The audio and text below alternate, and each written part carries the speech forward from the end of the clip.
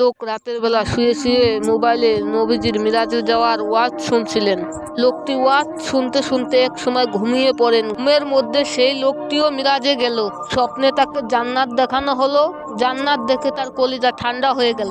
তারপর জাহান্নাম দেখতে গিয়ে তিনি আশ্চর্য একটি বিষয় দেখে অবাক হয়ে গেলেন। দুনিয়ার সমস্ত দেশের জাহান্নামে তালা লাগানো, কিন্তু বাংলাদেশের জাহান্নামে কোনো তালা লাগানো নাই। লোকটি অবাক হয়ে জাহান্নামের দ্বারা অনেক জিজ্ঞেস করলো, ভাই দুনিয়ার সমস্ত দেশের জাহান্নামে তালা লাগানো, কিন্তু বাংলাদেশের জাহান্নামের তালা লাগানো নেই কেন? তখন জাহান্নামের দারোয়ান বলল, ভাই বাঙালিদের কোনো তালার প্রয়োজন হয় না, কারণ কেউ যদি বাইরে বাড়াইতে চায় তখন ভিতর থেকে 30 জন টেনে ধরে বলে, বেটা তুই যাস কই, আমরা আগুনে পুড়বো আর তুই বাইরে যেয়ে হাওয়া খাবি? তা তো হতে দিব না।